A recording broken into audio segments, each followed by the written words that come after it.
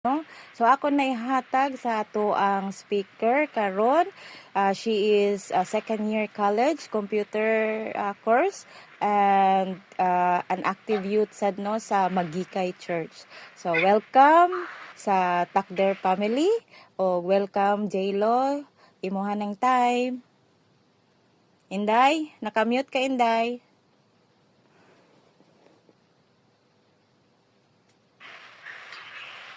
Nangadlo mga kay. So, ako dahil si Janilo Takder do sa Cebu, nagpuyo sa Cebu karon and second year college na pod ko kasi ni BIT Civil Technology. And so, ako servod karon mga kaisunan, nubo lagi kayo sa stadnan. Kani nagulahan og trusting God in uncertain times. So, life is full of uncertainties, problems, challenges, and unexpected events. As believers, we are called to trust in God even when we don't understand our situation. So, if you have your Bibles with you, mga kaigsunan, palihog lang kong agli o sabay kong basa ari sa Psalms 139, verse 9 to 10. It says here, if I rise on the wings of the dawn, if I settle on the far side of the east, even there your hand will guide me, your right hand will hold me fast. Akong ganyang tanan sa pagpandok ko mga kaigsunan sa para mag-ambot ha. Diyos na labit ko mga sa kalangitan dito. Dinaday ko naman sa kanay katapusan. Kaya ko harit sa mahal. Ito ang Diyos. Nagbuhat ka na sa langit ko sa pagpandok. Ito ang harit ko. Ikaw mag-harit. Gabi na. Ikaw ka magtawag dito. Tagapagpinos mo pala. Pinaw. May balot. Sa mga bakit sa pagpulog ka na apa. Ikaw na sa pagpulog. Without nagpasulat picture ko sa pagpulog.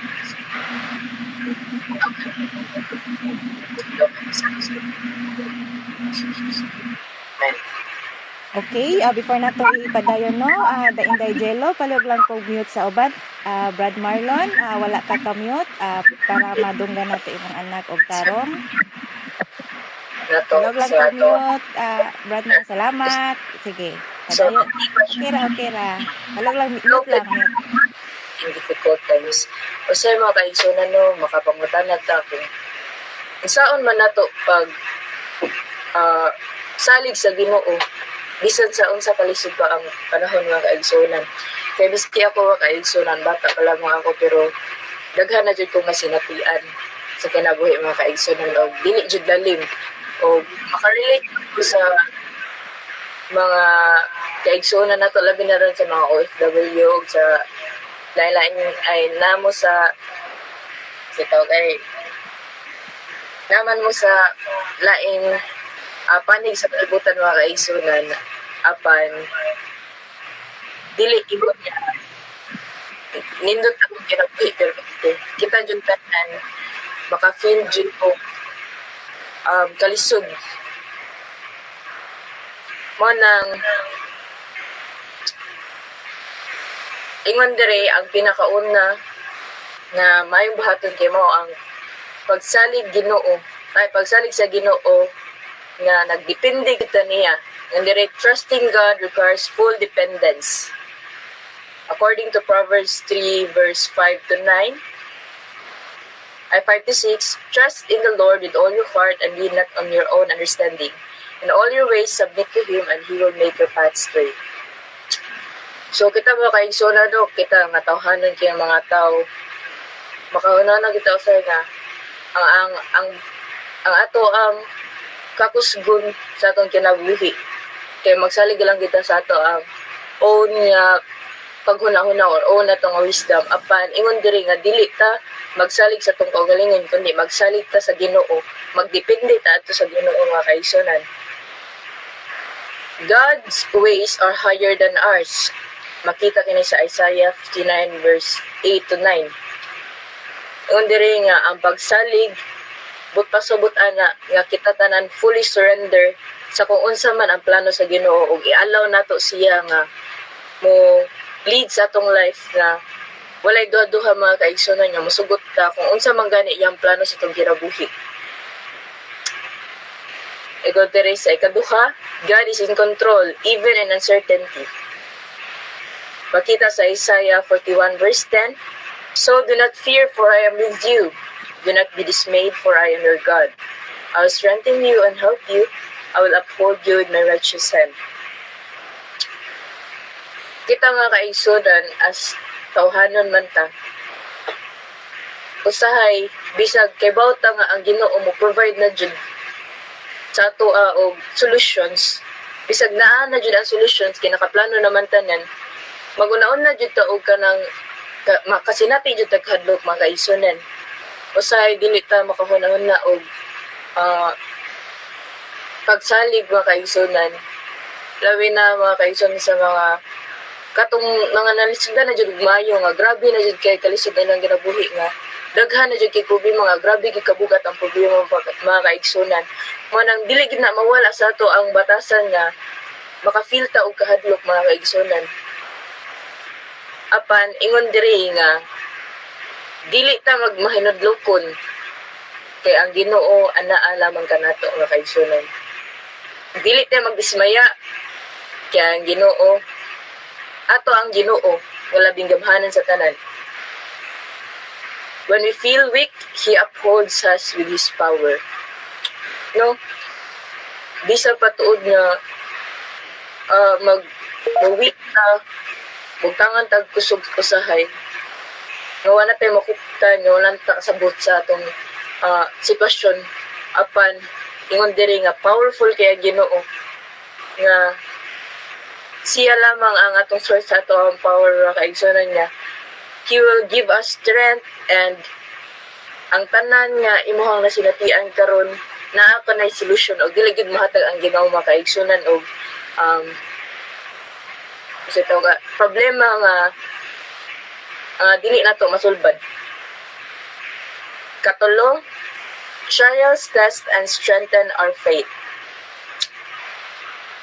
According to James 1:2-4, consider it pure joy, my brothers and sisters, whenever you face trials of many kinds, because you know that the testing of your faith produces perseverance. Let perseverance finish its work so that you may be mature and complete, not lacking anything. Motuog yun ko mga kaigsunan nga ang kalisod kay makabuhat ko makakita tagdaghan nga oportunidad pa jud.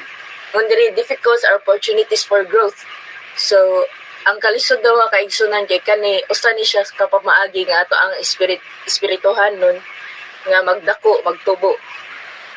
God allows trials to refine us and strengthen our character. Subot pasabot gitugutan gid sa Ginoo ang mga pagsulay sa kinabuhi. Ang mga difficult times kato na sinati ron gialaw na sa Ginoo mga kaigsunan. Part na siyang plano. Pero dili bot pasabot ang mga kaigsunan nga gipasagdan na taniya. But it's a trial test, or it is another way to test our faith and to strengthen our faith mga kaigsunan. Mo lang ginatong hunaw-naon. Instead nga mag-worry ta, dapat atong tan-awon ang kaning nga mga challenges or mga difficulties nga parte kini sa plano sa Ginoo as spiritual maturity nato mga kaigsunan. And ikaupat is God's peace surpasses all understanding. According to Philippians 4 verse 6-7, do not be anxious about anything, but in every situation by prayer and petition with thanksgiving present your request to God. And the peace of God which transcends all understanding will guard your hearts and your minds in Jesus Christ. Ngon diri mga kaigsunan, worrying does not solve anything. Prayer does. Tinod na mga kaigsunan nga kung magsige tag guol gid mga kaigsunan, dili jud na makasolve og bisag unsa. Magsige lang tag guol ang mahitabo na mga kaigsunan magresulta na na anak kay sakit na mga kaigsunan. naibalo man ta mga kaigsunan no nga basta grabe ang ato ang pag worry or pag anxious nato kay possible nga makataas og high blood mga kaigsunan, di ba? Mao na instead of mag-worry na lang daw mga kaigsunan kay ato lang iampo tanan, iluhod lang nato tanan og ias nato sa Ginoo ang iyahang guidance nga tabangan ta niya mga kaigsunan kay lisod jud kayo ang kinabuhi kung wala ang Ginoo mga kaigsunan og pirmi lang ta mag-worry kay according by sa research mga kaigsunan no nga kanang ang one cause of cancer is stress gid mga kaigsunan. Manang para dili ta magkasakit mga kaigsunan mas maayo gyud nga di naman sa ingon nga dili ta mag-worry kay tawhanon man jud ta maka-worry man jud ta apan atong i-lessen atong worry atong piyal sa Ginoo ang atong pag-worry adto kaniya ug iampo lang gyud nato. When we surrender our worries to God, He fills us with peace. Tinod mga kaigsunan, kung ato ang ipiyal niya dira tanan ang ato ang mga pagkaguol or pagguol nato matagaan ta og peace mga kaigsunan say kanang Bisaya sa peace. Kalinaw o tagaan tag kalinaw mga kaigsunan. This peace is beyond human understanding because it comes from trusting in Him. Tinuod mga kaigsunan. O sa pag-conclude sa atong message karong kabuntagon mga kaigsunan, ingon diri nga ang kinalasan natong kailangan buhaton para dili ta magkalisod sa atong sa mga panahon sa kalisod mga kaigsunan kay mao kini ang paggunit sa promises sa Ginoo nga kaigsunan. Makita sa Romans 8 verse 28, and we know that in all things God works for the good of those who love Him, who have been called according to His purpose. Even in our hardest moments, God is working things out for our good. Trusting Him means believing in His perfect plan, even when we cannot see the outcome.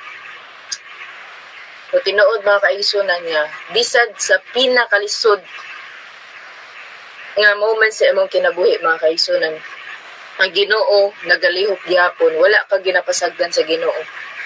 Ang Ginoo anaa gyapon pirmi. Dili gid siya magabiya sa ato mga kaigsunan. Bisan pag makahunahuna ta usay nga biyaan na lang ako ang Ginoo kay mura magipasagdan ako niya. Ngano ing-ani man ako na dawatan sa kinabuhi nga nagtarong man ta ko alagad kaniya makaingon usay ang mga tao na mga kaigsunan apan kita nga Diyos nun naibalot ta nga adunay perpekto nga plano ang Ginoo para sa ato. Bisag wala ta makita pa sa resulta, bisag pag wala ta makita kung unsa jud ang Ginoo nato nga iyang purpose nga nang giyatagan tag-ingana ang kalisod mo kaigsunan. Apan ingon diri nga and we know that in all things God works for the good of those who love Him. So ang kana atong nasinatian mga kaigsunan dili na sa pagpandaot or dili na sa paghatag natong eternal kasakit apan para na sa atong kayuhan mga kaigsunan. Now gi-encourage na ako ang tanan bisag asa man mo karon sa kalibutan nga ato lang jung iput ato ang pagtuo atong faith, i-surrender ato ang tanang mga kagul-anan o magalakaw ta sa kalinaw sa Ginoo.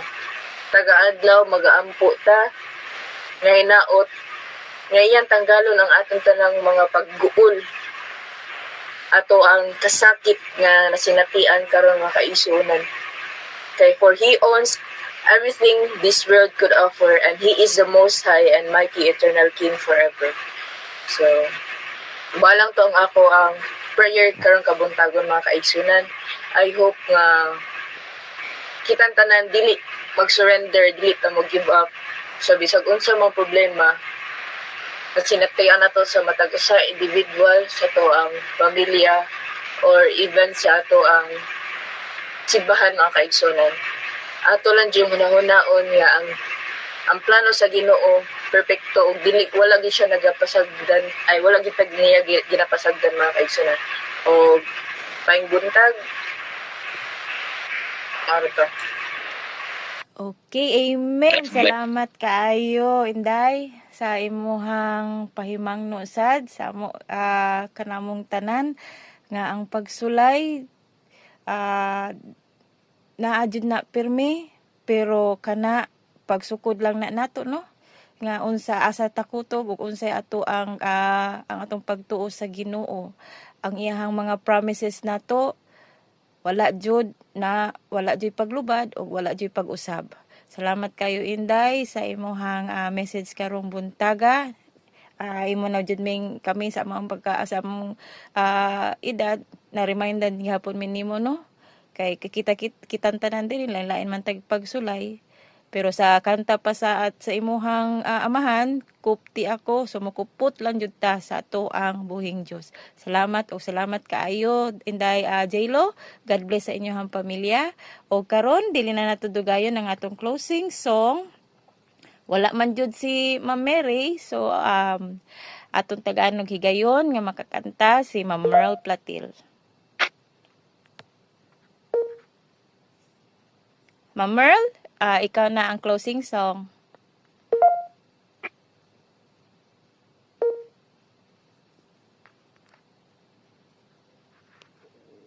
Brother Boy, anak. Okay. Kadyot lang kay nagpastar pa siya. Kadyot lang ha.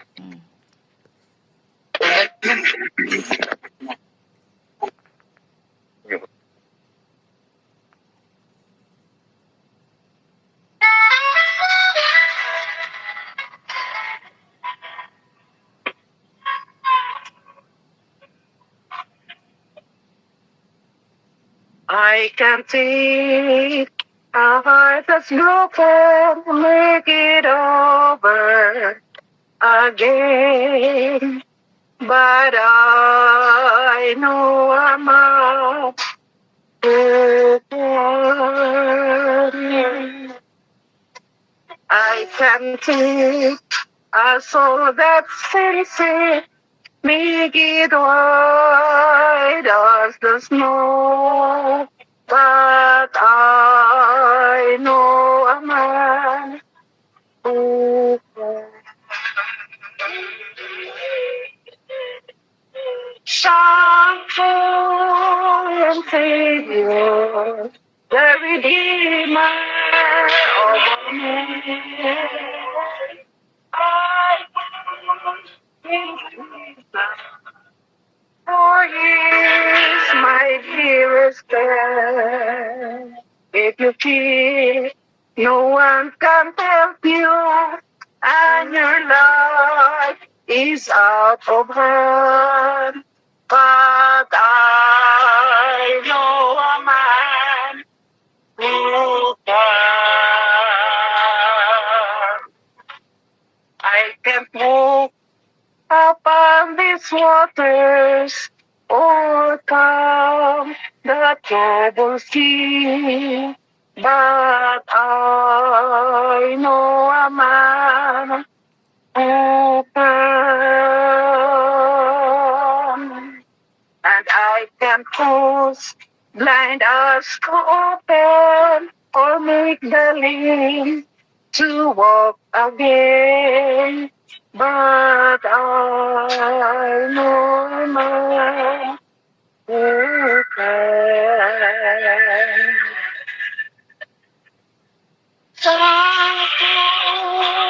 Savior, the Redeemer of men, I can for He is my dearest friend.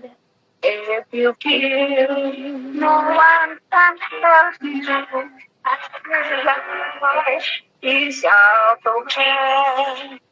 But I know a man.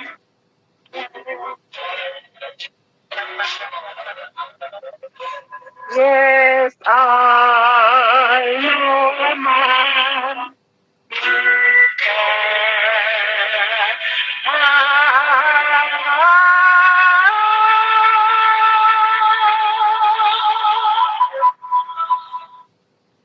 Thank you, Back to Presider. Amen. Eugene? Okay. Salamat kayo, Ma'am Merle, sa closing song. O before na ko ihatag sa atong intercessory prayer, no? Magpasalamat lang ko sa tanang participants karong buntaga, sa atong opening song, sa atong rescuer, si Pastor Felix. Salamat kayo, no? Opening song, og si Ma'am Zenny. And then, sa ato ang moderator og nagprepara sa atong bulay-bulay karong si Manahuna, Ate Nena, salamat og salamat kayo no sa pag-moderate, and then especially na sa ato ang speaker ni si Inday Jelo og sa iyang pamilya Takder, salamat kayo sa inyong pag-accept sa amo ang invitation. Salamat sa kayo sa tanang mga nakasulod. We are 20 nga naka-worship karong buntaga. God bless ka natong tanan og happy Sunday. Okay, ako na hatag sa ato ang intercessory prayer ni Elder Lepelin Valdez. Mamex? Okay, manduko ta. Ato ibutan sa Diyos ang nabay mga prayer request katurang tuwa dito no. Mamegs. Hello. Ma'am, ganang ako tay papel si Sis Gina sa pag-ampo kaya antod karon taas pa kuno gyapon ni ang dugo. Gina apot, ma'am. Oo, okay. Sige, ma'am. Mamags, gagawin ba po, Mamags? Okay. Ang wati na nagsugod karong gabi, ako apon nga schedule karong ubi sa channel gyakon. Paya ko kampo ma'am diyon sa among Elder Crusade. Dire karon nagsugod sa April 4 padulong 12. Salamat Okay. ma'am. Okay. Sige, naapa wala na. Ang amo niya, kuhan Sister Meg sa satellite. Satellite, Sister Saling, no? Oh, sila si Brad Alan at si Brad Daguhoy na ang Magdalena. Baliwalo na ang satellite. Oo, crusade man ba? Ah, Okay. Sige, wala na, manduko ta. Labing gamanan nga Diyos, tagya ka sa among hinulaman nga kinabuhi. Dining taknas kabuntagon amahan, among ituboy diya kanimo ang among mga kasing-kasing. Sa pagpasalamat sa imong dakong gahom o pagprotektas matag usa ka namo. Amahan, salamat kaayos mga mensahe nga among nadunggan nga kami mga instrument alang sa among mga kabataan, amahan. Busa tabangi lang ang matag usa ka namo, amahan, nga kami makagiya sa among kabataan. Tagay kami sa wisdom nga langit nun, nga unta ang among mga kabataan, among magiyahan diya kanimo. Amahan, among ginaampo ang mga request sa among mga kaigsuunan. Labi na ni Sister Gina, amahan, ikaw na sayod sa iyang kahimtang, o ginautunta nga ang iyang blood pressure mo ubos na, amahan, tungod kay among nahibalaan nga kung taas kanunay ang among blood pressure, wala sad insakto nga panglawas ang among adunay kaning kaluya sa among panglawas, amahan. Usa atagi sa ubos nga blood pressure si Sister Gina, amahan, nga sa aron niya na ang responsibilidad nga imong gitugyan diya sa iyang abaga, iyang mabuhat, amahan, tungod kay kung ang among health is wealth, mao kanay hinungdan nga kami makaalaga diya kanimo, makaserbisyo diya kanimo nga maminatudanon kung kami hatagan nimo sa maing paglawas. Iyon man usab, amahan, ang matag usa ka namo ihatag ang maing paglawas, amahan, tungod kay kami gusto nga mo serbisyo diya kanimo nga aduna pa untay daghan nga mga kalag among maiwagan. Si Dong Ernesto usab, amahan, nagpaampo sa iyang schedule sa Hope Channel. Ikaw unta magapanalangin usab kaniya, amahan, ihatag ang langit nun nga kaalam nga sa aron nihana iyang masulti ang mga mensahe nga imong gitanong diya sa iyang kasing-kasing. Ingon man usab ang satellite sa usa ka crusade dito sa lugar ni Sister Saling kausab mga panalangin amahan sa ilang crusade nga unta adunay daghan nga mga hamiling kalag nga makadawat sa mga mensahe. Amahan ang ginaampo usab amahan nga kaming tanan programa sa General Conference, aduna kami daghan nga mga crusade, adunay Elders Crusade, adunay Staff Worship Crusade, adunay Women's Ministry Crusade, ug tanan nga mga programa nga gihatag sa conference sa amahan. Aduna kami 50,000 nga goal diri sa conference. Unya ang matag division, matag Mindanao mission, matag mission, aduna say goal amahan. Kami diri adunay goal nga 20 souls nga unta among makabot sa May. Unta amahan among itugyan kining tanan di kanimo tungod kay ikaw ang nahibalos tanan. Busa amahan, panalangin ni ang matag usa kanamo nga kami minatud-on diha sa pag hatag og crusade diha kanimo. Busa amahan among ginaampo ang matag usa diri ka pamilya nga aniya nagtambong karon sa amo nga platform, ang pamilya ni Brother Ernesto, pamilya ni Nida, ni Sister Bernardo, Sister Sweet, ug Pastor Felix. Ikaw na kay balo usab ni Pastor Felix amahan nga aduna siya mga crusade busa andamas siya kas kanunay amahan tungod kay daghan siya mga crusade kauban sa iyang mga sakop diha sa distrito kausab mga panalangin kanila. Si Sister Salnard, Sister Eljane, Sister Zini o si Brother Boy amahan panalangin ni o gatagi o protection may panglawas ang ilang matag usa ka pamilya gikan sa kanila o hantod sa ilang mga anak natos mga apo. Sister Malu amahan, ikaw sa mga panalangin. Sister Josephine, aduna sab siya mga anak amahan, panalangin ni sila katagis protection ug may panglawas. Sister Redita, ingon man ang iyang anak nga to sa Africa o sa Australia. Ikaw magapanalangin kanila amahan, usaha sila sa pagtuo. Si Sister Josephine usab amahan ang iyang mga anak. Si Elder Joel, kaunta mga panalangin kaniya amahan samtang siya nagakandak sa crusade. Ikaw mga panalangin sa iyang pamilya o ingon man sa iglesia nga iyang gidala. Adunay daghan diri namo nga mga kaubanan amahan, si Brother Luis, Sister Emmy. Ikaw sa mga panalangin kanila sa ilang matag usa ka pamilya, sa ilang mga anak.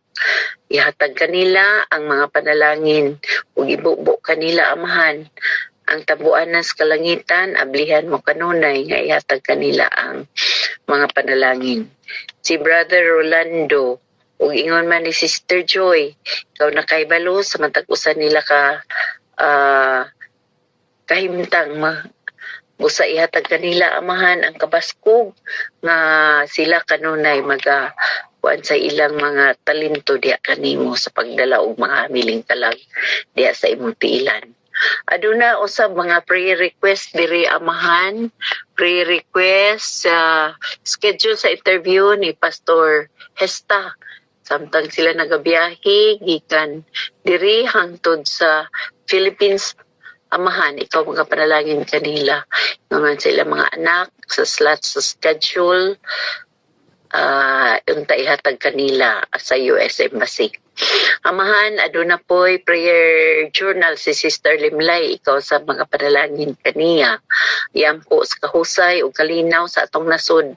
Amahan, labi na ni Tatay Digong, ikaw sa mga panalangin kaniya, maghahatag ka ni protection o kabaskog sa panglawas. Kaalam nga langit nun nga unta ang mga schedule sa ining sa ICC iyang maharap kini nga uban sa imong protection amahan. Si Jemar Abiliana, nagasuffer sa anxiety o depression, makapasar unta o makagraduate. Si Kylie Abiliana, kaalam nga langit nun, strength and health. Si Venice ug si Dinero nga mausan na sila. Si Sairi Abiliana, iyang talent o tagaminto niya sa pagmaya sa Ginoo ug tagaano kapikas sa kinabuhi nga faithful sa Ginoo ug kaalam. Aduna say mga pagampo diri amahan si Sister Emmy Bersinas na ay sakit sa thyroid. Amahan, ikaw na kay kaniya nga siya magamit kayo sa bulhaton busa. Ihatag diya kaniya ang kabaskog sa panglawas amahan. Normal man nga doon na kami mga illnesses amahan. Apan ikaw ragyod ang magkahawid sa among matag usa ka kinabuhi. Usa in spite of all illnesses, ikaw maghatag ka na mo og health, physical health, spiritual health, mental health amahan. Matag usa ka na mo ni nga platform ihatag sa kanunay amahan. Unya si Mary Ann Dinalo Lupus. Nasakit ikaw sa mga panalangin amahan. Kining lupus saka kining sakit nga sakit sa pamilya amahan. Apan ikaw mao ang dako nga doktor usa ikaw unta magapanalangin. Si Ima Moreno nga ani nila nakuha ang ilang mga bukol sa ilang lawas, need og chemotherapy o financial isalig sa Ginoo. O sa amahan panalangin ni si Sister Ima Moreno pamaghatag og mga pamaagi masaro ni anak siya luwas ni ini nga sakit. Si Joyon Pilya amahan nga na ay mayuma, may nautunta, benign lang kini ug mobalik ang iyang paglawas. Amahan amo siya midala sa trono sa imong grasya, maunta ang iyang pagbati mawala na kini. Si Bastiana Ramos Rabay ato giampo nga ang iyang health nihanap og mata ug magluya og dugo amahan